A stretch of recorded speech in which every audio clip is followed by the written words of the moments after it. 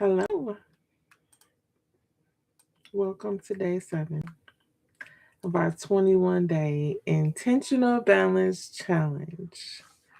So happy you are here, so happy you are pushing through, whether you've been here every day or one day or today is your first day. I welcome you and I thank you for being intentional about your own growth, right?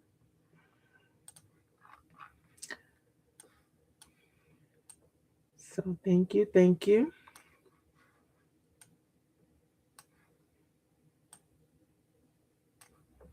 Making sure everything is good. It has been a fast week. Time is going really fast. Our subject today is about rest, so it's a perfect topic for day 7. So let's jump right in. If you're joining us live, please say hello in the chat, where you're from. If what day is this for you? Have you been with us all 7 days? My name is Kelley Duren-Jones. I am the founder of Grace to Grow and the facilitator for this 21-day challenge. Our challenge this year, this is year 4. Our challenge this year topic is hearts made new. So we're working on our heart posture. So let's jump right in. Today, our topic is resting in God's peace. What I've learned is rest is so important for us in so many different ways.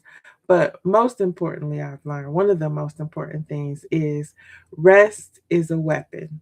It's a weapon and it's a power move.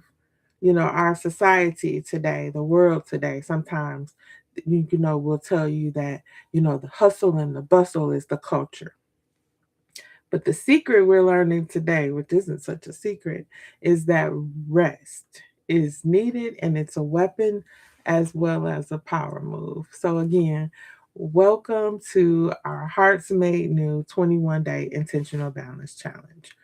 Super glad you are here with us. Make sure you subscribe. We're growing our channel. We'll have so many things going on this year that we want you to be a part of, and share with your family and friends and everyone. So we have reached day 7 of our 2026 Intentional Balance Challenge. Can you believe it? Day 7. Seems like we just started. All right, time is going so fast, like I said earlier. But we've already spent a whole week together. And if you need to catch up, that's fine. No pressure. You can catch up at the end, or if you have time, you can jump in with whichever topic you need to start with. No pressure, right? We're giving ourselves some grace, but we're also holding ourselves accountable to do the work. Because for every promise in the Bible, and I learned this when I was beginning my coaching programs, that for myself, because I started with myself, is that every promise in the Bible, every promise of God has work that you need to do to be um, in alignment with what you need to do to receive the promise, right? So this is day 7. And we've talked about facing fear, we've talked about cleaning our space, renewing our mind, taking these hope and faith filled actions. Um, and today we're going to talk about rest. It's a perfect day. It's Sunday, if you're watching this in order from the day that we started, and it's a perfect day to talk about rest. So, our scripture reference for today is Matthew 11:28. Come to me, all you are weary and burdened, and I will give you rest. And I think in some part of our lives, we can all agree that we've needed rest, and that we've had to intentionally put ourselves in a position to include rest into all the things that we're doing. Sometimes it feels like I don't have time to rest, or you may feel guilty of just about sitting down sometimes, especially as an entrepreneur. I've experienced feeling when I've intentionally made time to rest. Sometimes I felt guilty about, you know, I should really be doing this. I should really be finishing up this. Or because I've been working so much, I should be doing these things at home. But let me challenge you to remind yourself in those moments that you might feel a little guilty or get up and do something anyway, that rest is a power move. Rest is not weakness, which culture may tell us you got to be moving and shaking and doing all these things. Rest is a weapon and it's a power move. I keep repeating that because it's so important for us to get that in our minds. Rest, so when you're in a deficit of rest, there's an attack that happens on your body, on your mind. You can't think clear. But when you implement the healthy habit of rest against the storms of life, it's a shield. It shields you from anxiety, stress, because of the lack of rest. It's a big part of that. So when problems and situations come flooding in, and it's life happens, right? Your ability to stop and rest intentionally, and when you are able to do that, it's only because you trusted in God. I'm just gonna stop right here. It'll be here tomorrow. I'm gonna rest. I'm gonna trust in God that He's gonna give me the insight, bring the resources, bring the people that I need. That's the power move, right? It's saying that I know God is going to work this out because He's done it so many times before, so I can go and take my rest, right? Many people look at rest as a sign of weakness. Again, like you can't keep up with the hustle. You got to keep moving. You got to, you know, keep thinking. You got to be, and overthinking is a component of the lack of rest. Because when you're rested and you're well, you can think clear, you can make better decisions. So, some might even get offended when they notice you're resting. Like, what are you doing laying down? What are you doing sitting down? What do you mean you're going to take a lunch break? We don't take lunch breaks here. We eat in between working. All that kind of culture is negative, right? And it just sucks the energy supply that you have. And sometimes we're the person who initiates that. And we need to really stop doing that to people. Like if you're the manager, if you're the leader, like realize the importance of rest and how you'll get a better quality of work from them, a better personality from them, if you allow them to take their breaks and rest. I don't even know why I said that, but somebody must need that. But rest is your recharge. It's a time to think, make a strategic plan, to intake information. Have you ever been so tired and somebody is trying to tell you something or you're reading something and you're like, wait a minute, what? You gotta read it over and over. Your breast, your rest is just altered and you need to stop and rest, right? You're in a deficit of rest. Um, and that can happen in any, different times of our lives. We're busy, can be in the middle of some kind of transition or reform that you're going through personally, mentally, on your job, whatever. Even so, I'm a gardener. I love, and that is funny for me to say that, but I love to garden, and even flowers need time to bloom. They need time, rest from the sun. If it rains too much, it will, ruin some flowers. Like it needs rest from the rain. So you have to think of the things that even God created that are an example of rest. When He created the earth, He's God. He didn't need rest. That was an example of what we need to do. Like He's given us a life application of how we need to operate, right? So you need to take a pause for a moment today. Take a pause and schedule it throughout the week, because it's not just one day a week that you need to incorporate some rest and sleep, which is which can be two different things. Um, so let's just jump right into the different types of rest. We'll take a few minutes to do that and then we'll wrap it up so that you can implement some of this rest, right? So we often think of rest as just taking a nap. But there's actually different types of rest that I researched, and let's just break a few of them down. So there's the mental rest. I started with that because mental health is so important that we're taking audit of our mental health, and we'll talk a little bit about that, how we're intentionally doing that in this challenge. It's important that you use the resources that God gives us: a therapist, a psychiatrist, whatever it is, a counselor, a coach, a women's group, a men's group.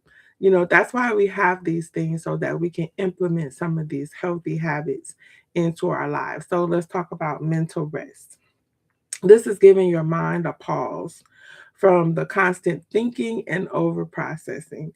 I talk about sometimes how for so long I was getting ready but never ready, always moving, can't sleep because my mind is running. That happens from time to time. It just happened to me recently, and I had to check myself like, wait a minute, what is it that you're concerned about that you haven't given to God, that you feel like you have to sit up and think about all night?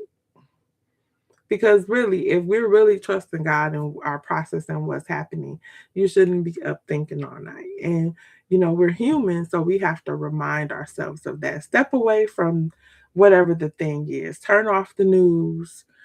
Um, Turn off your phone. Stop looking at your phone at a certain point, because that blue light is real, and it does something to your brain that doesn't allow it to shut down when it needs to. That includes the TV too. Practice prayer life. Have a prayer life. Practice, meditation. And meditation for me is my prayer life. When I'm meditating, I'm thinking on God, and I'm taking, just a quiet minute of stillness just to meditate on what God has done, what I'm thankful for, whatever word that I was studying that day, whatever I know I need from God, that just allowing him to speak with me, taking that walk, whatever the thing is that gives you that mental rest. My friend, for her, is the shower. It might be a bath. It might be soft music for you. It might, whatever it is, because it could be different for everybody. The first one is mental rest. The second one is your physical rest. So this is letting your body recover. So it's not just being able to think in clarity. It's actually allowing your body to rest, and also allowing your body to heal. If your body is not resting, it's fighting to heal. Is your body is it needs that shutdown moments, or that time frame, to be able to have quality of sleep. um if you have something like sleep apnea, your breathing, your heart is involved. There's so many things that's involved in the physical aspect of rest. And look up the difference between sleep and rest. We don't have really a lot of time to dive into it today, but there is a difference, and we need both, and we need to make sure we're implementing both. Stretch your body out before you go to bed. Take that hot bath. Enjoy that gentle moment of stillness, not going to bed thinking, like we talked about, where your body is just not resting. And allow yourself to do nothing. That's hard to do without guilt. It takes practice, but the more you practice it, it becomes that muscle grows in that area. Another one is emotional rest. This is a huge one that we don't often think about. We don't even, look up some information about emotional intelligence. You'll be surprised. Well, I was surprised, maybe it was just me, at the components that are needed in your life for emotional balance. Some of us are all over the place. When things happen, we have all kind of breakdowns, and we just, we start going into pity parties, and our mental health. This is kind of connected to your mental health, but this is huge. Honor your feelings and set boundaries. That will keep that was a key for me, as part of the emotional intelligence, is including having those non-negotiables, where people, my yes is my yes and my no is my no. And that's even for myself and what I need to do for me for what I put in and on my body. And now I'm getting back to that. I was doing so well with it for a moment, and then life happened, and all the other excuse we can have happen. But it's important that we look at our emotional rest, right? Surround yourself with people who you feel safe with, so that you can express yourself when you need to. Not saying you always got to be so strong or you always have to be so weak. There's a there's an emotional intelligence that the world is missing now, that we've neglected to teach our children, and it's showing with them having all of this. They're overwhelmed with anxiety and fear, and they're missing God, and they're missing some emotional intelligence. So that's a whole nother topic. And lastly, actually, I want to talk about two more: social rest. Choose your connections that recharge you rather than drain you. I'm going to say that again. Choose connections that recharge you rather than drain you. Last year, I was drained. I did a whole bunch of speaking engagements. I was vendoring. I was doing all these events. I was just trying to do all the things. And so this year, I made a commitment to myself that I was going to sit still in January. And I kind of sat still in February for the most part, because I needed to hear from God what I was really supposed to be doing here. Because if you're feeling drained and overwhelmed, you're not in alignment. Something is off. You've added some things to God's plan that is your plan. And not to say that anything that I did was bad or out of alignment of what I'm supposed to be doing, but it wasn't supposed to be done in that season. And so I'm really choosing and listening to God for what I'm supposed to be implementing, who I'm supposed to support, I'm just building on those relationships. So social rest is important. Um, Not being around people who constantly drain you, who you constantly have to pour into you, and they're not, who you have to constantly pour into them, and they never pour into you. A healthy relationship is two-sided, you know, even if it's, 40-60, it's still two-sided. It shouldn't be 10-90 or 20-80. Like, you're always giving, giving, giving, giving, giving, and then there's no pouring back into you. So it's important to choose your relationships wisely, because honestly, that is draining of your rest and your peace when you're constantly pouring into other people and you're not refilling. Even yourself personally, not taking the time to refill with what God has for you, with the word, with the fellowships that He has connected to. And that's only not taking, that's giving.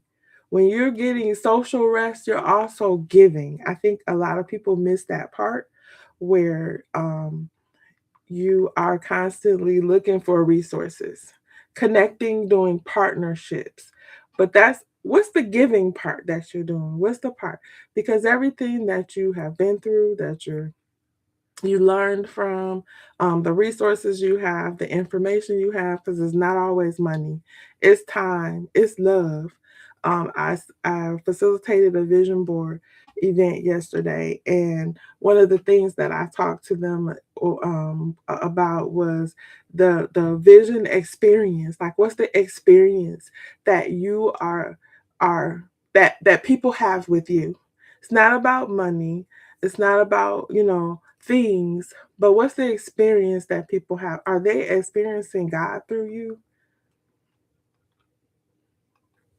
So social rest can, reconnect, is readjusting my purpose, readjusting my alignment with my purpose, because my purpose is still the same. But practicing mindfulness, prayer, gratitude, all of that is spiritual rest. And that's the last one that I wanted to talk about: the spiritual rest, the time that you're spending with God every day. You should be making time.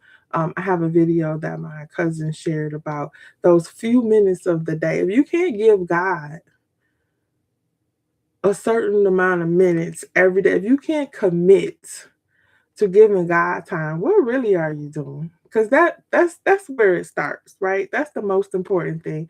If you can't find that in your schedule, you really need to check yourself. You really need to revamp that schedule, because if you're not receiving that spiritual rest, reconnecting, for a deeper purpose, and actually practicing it, so that when people that social rest, when people experience you, you're full of God and not full of all the things, that the hustle and bustle that's going on.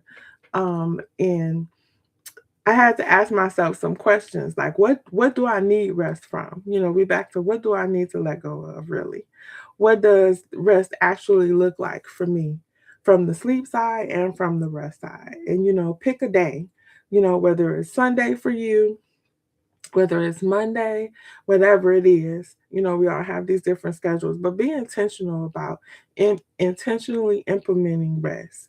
What am I um doing right now to make sure that I'm getting rest, to make sure that I'm going to bed and getting some sleep, to make sure that I'm getting that spiritual rest, that social rest, that mental rest? What am I doing right now to implement that? And what do I need to do to make those things better? Because it's always not bad, but it can always get better.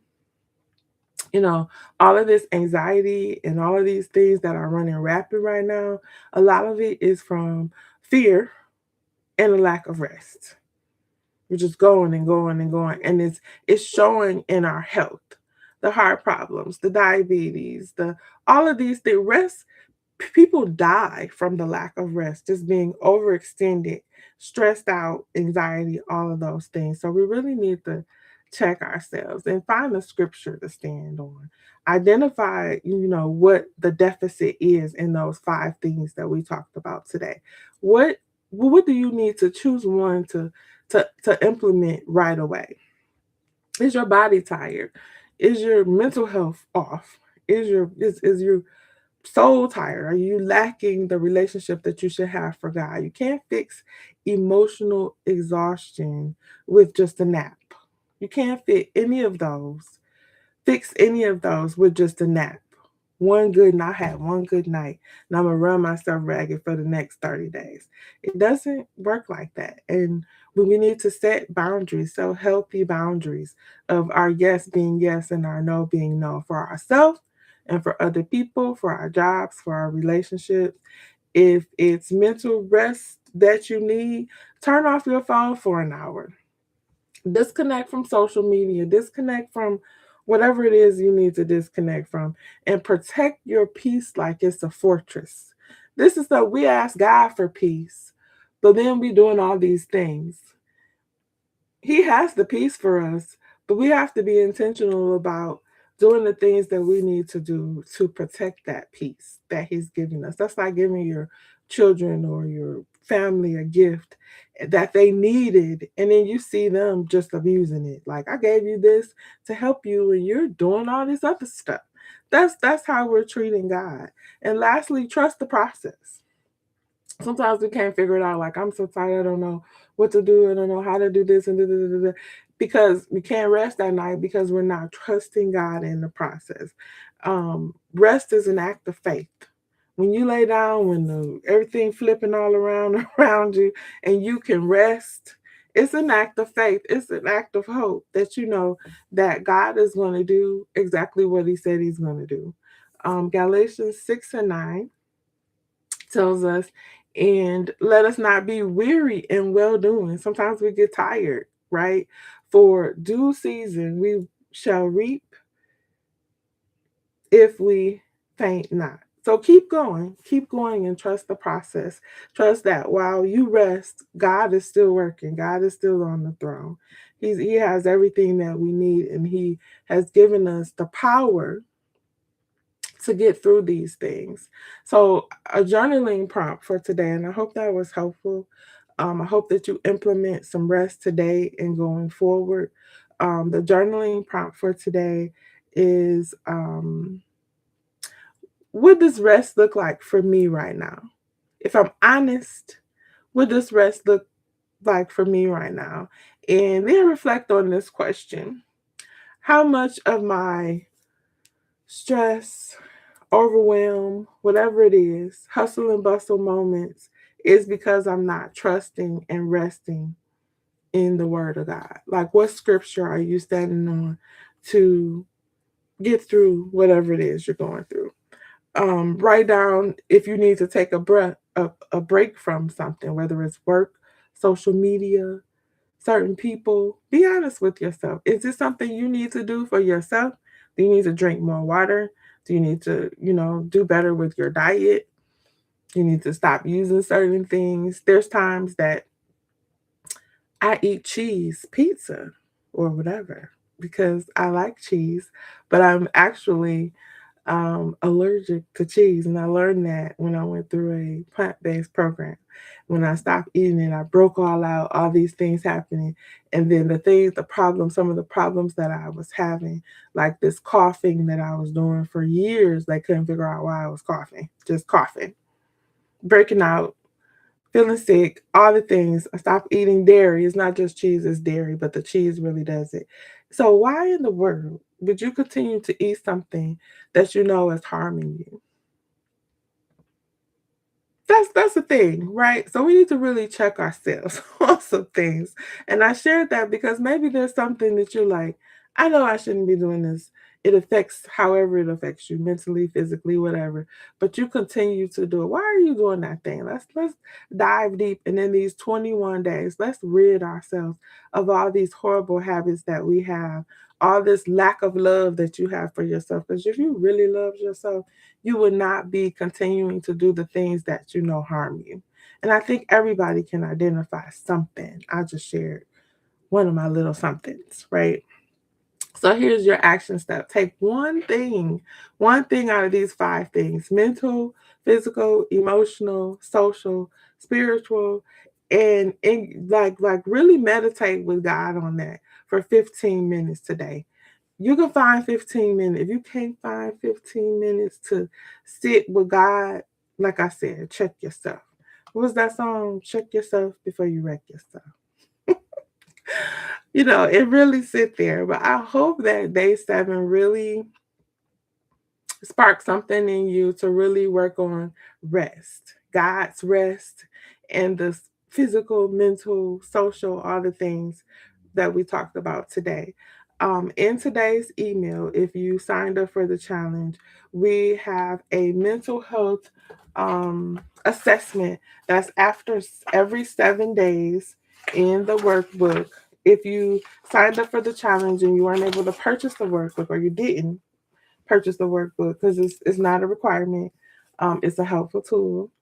I will also drop the PDF of the mental assessment in the email. There's also a coloring page at the end. For a lot of us, coloring is a tool that we use for rest and for, just downtime. So I'll also drop that in your email. If you haven't signed up, it's not too late. The link is in, you can sign up at any time during the challenge. The link is in the video description. So thank you so much for joining today and for showing up for yourself for these days, whether it's been 1 day or 7 days. Um, we're expecting God to show up. And for some of us, I've already got testimonies of how they can see change and from their intentional actions and participating. So I will see you tomorrow for day 8. Remember to look out for your email and drop a comment of something that sparked your thoughts today, something that sparked your mind about rest that you hadn't thought of before, or a reminder that you had. So remember to be intentional, to show up, be intentional, and expect great things. I will see you tomorrow. Have a great day.